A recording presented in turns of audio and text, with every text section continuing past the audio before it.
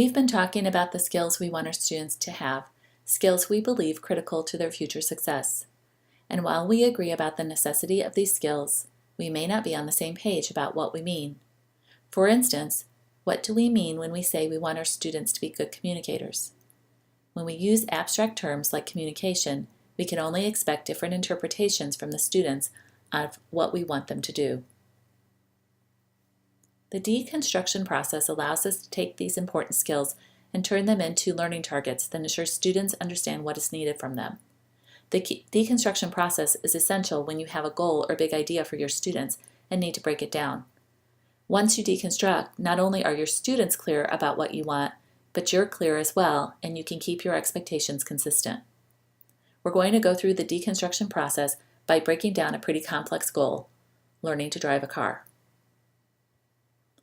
The first step in the deconstruction process is to consider what knowledge your student needs.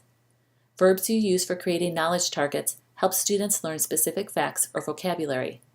In learning to drive a car, some knowledge targets would be identifying and explaining road signs or describing the steps for making a three-point turn.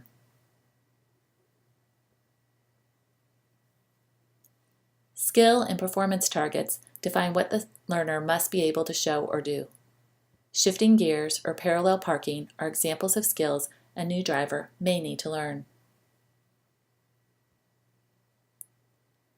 Reasoning targets identify the higher order thinking skills students need to develop. Once I teach a few basics about driving, most of the time I spend with a new driver is helping her make good decisions as she drives.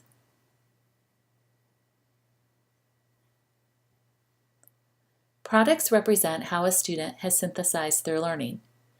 They are also created to share information meaningfully with others. So as I think about my major goal of teaching someone to drive, what would make a good product?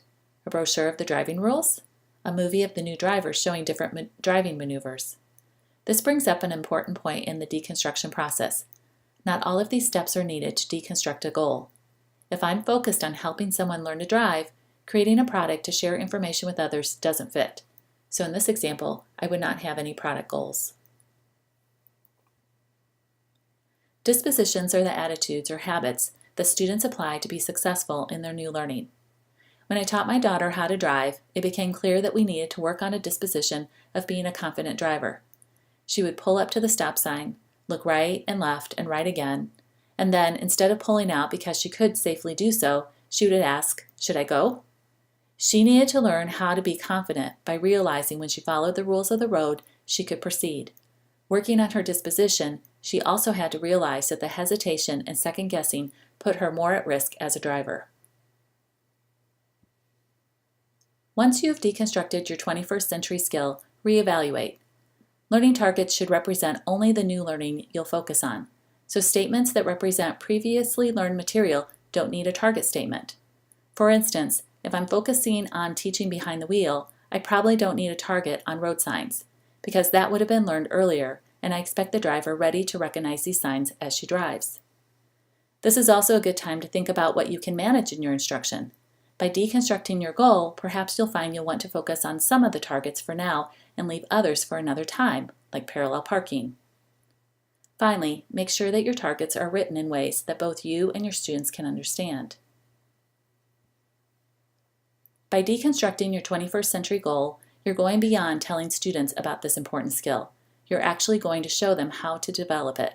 And once you're clear about your targets, you'll know what you're looking for when it's time to evaluate how well students have taken in this new learning. Finally, while we've focused on the fuzzy skills of 21st century learning, the deconstruction process is also needed for most of our standards, those broad statements written with multiple layers that need to be unpacked to fully understand them. True, the deconstruction process takes time, but when we take the time to think through what we want our students to know, perform, reason, and produce, and the dispositions critical to that learning, we save ourselves time in the end. Deconstruction leads to stronger lessons, less misunderstanding by students, and a more efficient path towards your goals.